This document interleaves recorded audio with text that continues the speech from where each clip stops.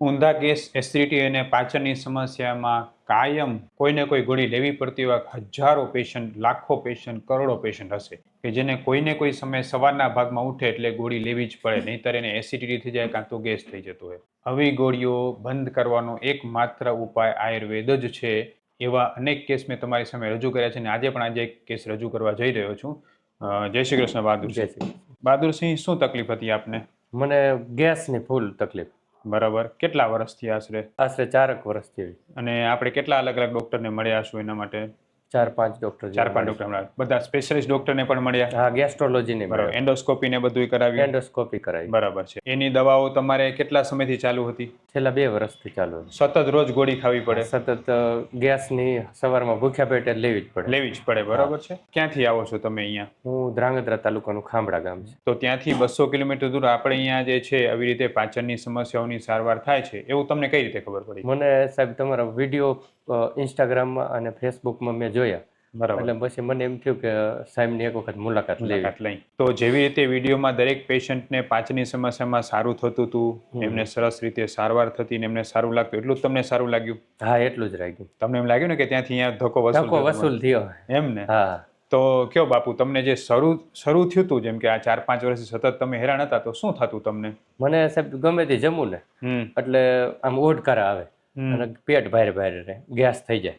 બરાબર. અને પછી ગોળી લઉં એટલે પછી રાગે એમ થાય કે ના, હવે વાંધો નથી. બરાબર. પછી પાછું સાંજે જમું અને જમીન પછી સૂવું ને એટલે આમ છાતીમાં ભારે થાય, આપણને એમ થાય કે એટેક આવી જાય. ઓહો, એટલે તમે ગોળી ન લ્યો તો તમને શું થાય?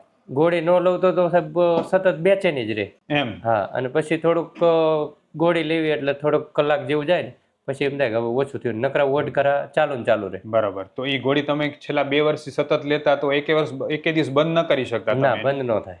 બંધ કરો રોજ સવારમાં એક ભૂખા પેટની તો લેવી જ પડે. ન લેવો એટલે તકલીફ થઈ જાય. ન લો એટલે તકલીફ પડે. તમે મને આવે ત્યારે કીધું હતું પેટમાં દુખાવો એટલો બધો રહેતો, ડર એટલો બધો લાગતો, એમાં શું થતું તમને?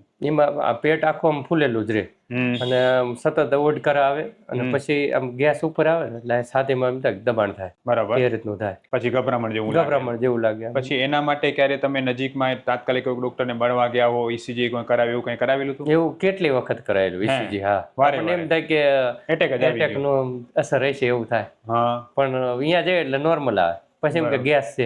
બરાબર. પછી ગેસની દવા આપી દે? ગેસની દવા, ઇન્જેક્શન આપે પછી? હા, એક વખત રાત્રે મારે જવું પડ્યું ને ત્યારે ઇન્જેક્શન લેવું પડ્યું. બરાબર. આવું જે તમને અચાનક જ તકલીફ થઈને આપણે ડોક્ટરને મળીને ઈસીજી કરાવ્યો, તમે કેટલી વાર કરાવ્યા હશે આશરે? ઈસીજી તો લગભગ કેટલી વખત કર્યા છે? લગભગ 10-12 વખત કરાયા છે ઈસીજી. હા, બરાબર છે. એટલે હંમેશા જાવ એટલે ગેસ પછી ગેસ આપણે તો એમ જ લાગે કે હવે ગયા, એમ આપણને એમ થાય કે આમ એટેક ની અસર હે શું એવું થઈ. બરાબર છે. હા, અહીંયા ઘણે દુખે છાતીમાં. બરાબર. અને પછી તમે આ બધી સમસ્યાઓ અલગ અલગ હેરાન હતી, તમે ગેસ્ટ્રોલોજીસ્ટ ડોક્ટરને બતાવ્યું, એન્ડોસ્કોપી ને બધું કરાવ્યું, તો શું નિદાન કરતા હતા ડોક્ટર સાહેબો? ડોક્ટર સાહેબો એમ કે તમારી પાચન શક્તિ રહે ને નબળી છે અને પછી ગોળી આપે આપણે લીધા રાખી. અને એનાથી કોઈ પાચન સુધર્યું? ના, સુધર્યું ના. ગોળી ખાવી પડે. ખાવો એટલે દબાયેલું રહે.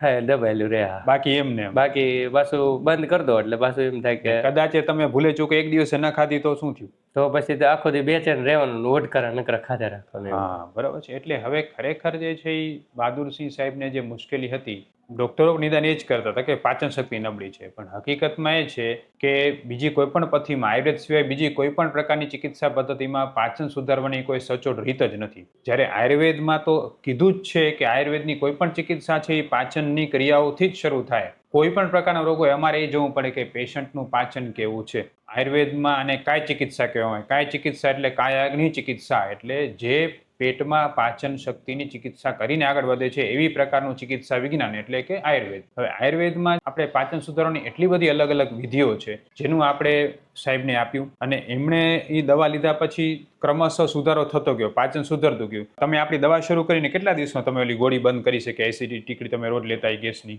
મેં પહેલા 14 દિવસની દવા આપી ને એમાં 2-3 દિવસ જ લીધી, પછી મેં બંધ કરી દીધી. ને છેલ્લા આજે 3 મહિનાની આપણી દવા થઈ, એક પણ નથી ગોળી, જરૂર નથી પડી. બરોબર છે. પેલા કરતા તમારા પાચનમાં કેટલો સુધારો અનુભવો છો? ઘણો બધો સુધારો. ઘણું બધું સારું લાગે એવું થાય ને? તમે એટલું મને કહો કે જે તમે પેલા કઈ પણ ખોરાક ખાતા, તમે મને કીધું કે સાહેબ મને ગેસ તરત પેટ ભાર થઈ જતો, હવે કેટલું ખાઈ શકો છો? પેલા કેટલું ખાતા હતા? પેલા સાહેબ બપોરે હે ને 2 થી 2.5 રોટલી એટલે પેટ આપણને એમ થઈ જાય ભરી ગયું. ઓકે, હા. એટલે આપણને એમ થાય જમવું બસ નથી. 2 રોટલીમાં તો. બે અને રોટલી. તમે પાછા તો સ્પોર્ટ્સ પર્સન છો, પોલીસમાં છો, બરોબર છે, એટલે એટલે. તમારે તો સતત સ્પોર્ટ્સ ને આ એક્ટિવિટી હોય ચાલુ છે જ હોય, પણ તોય એમ થાય કે હવે પાચન ખાવું નહીં. ખાવું જ બરોબર. નથી એમ થાય. બરોબર.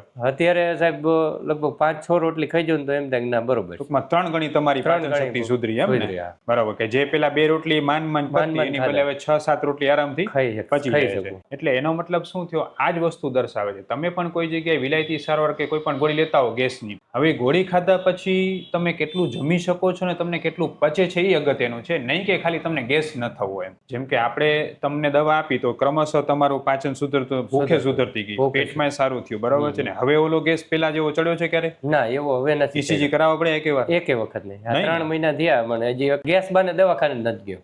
સરસ. એટલે ખરેખર જે છે, મારી સૌને નમ્ર વિનંતી એ જ છે કે પાચન શક્તિ સુધારો. ઊંધા ગેસમાં આપણે ઈસીજી ઘણીવાર કરાવશું, ઘણીવાર હેરાન થશું, પણ જ્યાં સુધી પાચન નહીં સુધારીને ત્યાં સુધી આ ધક્કા આપણે મળશે નહીં. ગોળીઓ ખાવાથી પાચન સુધરતું નથી. આયુર્વેદની સાચી સારવારથી જ પાચન સુધરે છે. બહાદુરસિંહ, આપે અહીંયા આવીને પંચકર્મ સારવાર કરાવી, બરાબર છે? એમાં આપણો અનુભવ કેવો રહ્યો? પંચકર્મથી બહુ મજા આવી છે. શું વધારાનું આપણને એમ થાય કે પેટ સાફ નથી થતું, એ હવે પેટ સાફ થઈ જાય છે, બરાબર. અને જે શરીરમાં આળસ જેવું રહેતું, આળસ જેવું હતું, હા. પેલા તમે કહેતા કે વાડીએ જવામાં આળસ આવતી, હવે કેવું રહે? હવે તો અત્યારે જતો જ રહું સાહેબ. હવે રાત્રે ઊંઘ વહેલી આવી જાય અને સવારે ઉઠી જવાય વહેલું. સ્ફૂર્તિ સરસ લાગે છે, બરાબર છે. હું ડોક્ટર વિશાલ પંડ્યા, એક MD આયુર્વેદ ડોક્ટર છું.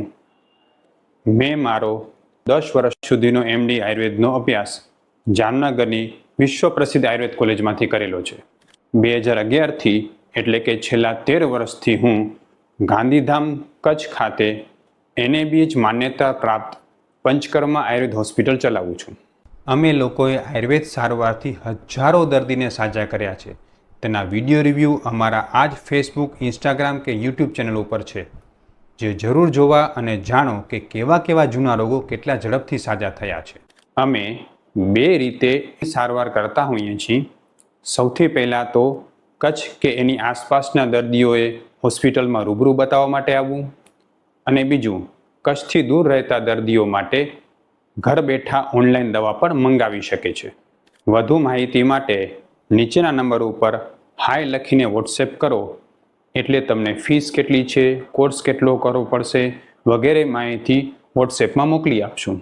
એટલે હું એ પણ તમને કહેવા માંગીશ કે તમે કોઈ પણ જગ્યાએ પંચકર્મ સારવાર પણ કરાવો તો 3 વસ્તુ ખાસ યાદ રાખો. સૌથી પહેલું, ઈ સારવારથી તમારા શરીરમાં નબળાઈ ના આવી જોઈએ. બીજું, ઈ સારવારથી તમારા શરીરમાં સ્ફૂર્તિ વધવી જોઈએ. અને ત્રીજું, ઈ સારવાર કે તમારો રોગ જલ્દી દૂર થવો જોઈએ. તમે કોઈ પણ જગ્યાએ પંચકર્મ સારવાર કરો તો ડોક્ટરને 3 પ્રશ્ન પૂછો: મારો રોગ કેટલો ઝડપથી દૂર થશે, મારા શરીરમાં સ્ફૂર્તિ કેટલી વધશે, અને મને નબળાઈ તો નહીં આવે ને? આ પ્રશ્નોનો જવાબ તમને સંતોષકારક મળે તો જ ત્યાં સાચી પંચકર્મ સારવાર થાય છે, નહીં તો ત્યાં પંચકર્મ સારવાર સાચી રીતે થતી નથી. બહાદુરસિંહ, તમે એ કહો, તમારા ઘણા બધા દર્દીઓ બિચારા હેરાન હશે, બરાબર છે, તો તમે એને આપણી હોસ્પિટલની સારવાર વિશે તમે શું કહેવા માંગશો એને? સાહેબ, ગેસ બાબતે તો બહુ મને મારો અનુભવ કહું એટલે મને 100% સારું લાગ્યું. એટલે બીજા કોઈને આવી તકલીફ હોય તો સાહેબની મુલાકાત લેજો. તમે મને પેલા કહ્યું તમારો કોઠો ગરમીનો છે, બરાબર? તમે બીજા દવા ગરમ કરતી, આપણી દવા ક્યારે ગરમ પડી? ના, જરાય નહીં. બરાબર. એટલે હું એ પણ કહેવા માંગુ છું કે ઘણા લોકો એવું વિચારતો કે આયુર્વેદની સારવાર ગરમ છે, આયુર્વેદ દવા ગરમ પડે છે. તો મારું ખાસ તમને કહેવાનું એ છે કે જો આયુર્વેદમાં તમારું નિદાન સાચું ન થાય ને તો જ તમને દવા ગરમ પડી શકે છે. અમે જે આયુર્વેદ સારવાર કરાવીએ છીએ એમાં નિદાન એકદમ સ્પષ્ટ અને સચોટ હોવાને કારણે અમારી દવા કોઈને ગરમ પડતી હોતી નથી. એટલે તમે જો માનતા હો કે મને આયુર્વેદ દવા ગરમ પડે છે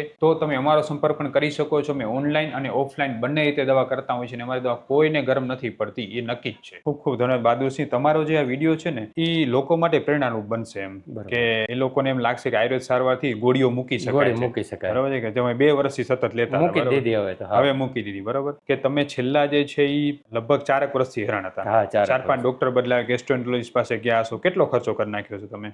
સાહેબ, જ્યારે જઈએ એટલે લગભગ 2-3 હજાર રૂપિયા તો ખાલી આપડા અહીંયા કણ થાય.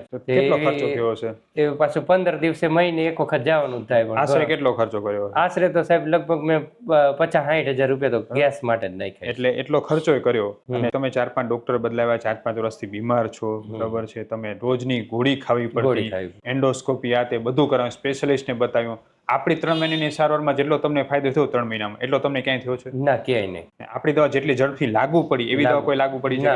લાગુ તો એ પડતી જ નથી. એ તમને રાહત રહેશે. રાહત રહે. આ તમારો જે વિડીયો છે એ આપણે ફેસબુક, ઇન્સ્ટાગ્રામ, યુટ્યુબમાં મૂકી શકીએ? મૂકી શકીએ. ખૂબ ખૂબ ધન્યવાદ. જય શ્રી કૃષ્ણ. જય શ્રી કૃષ્ણ.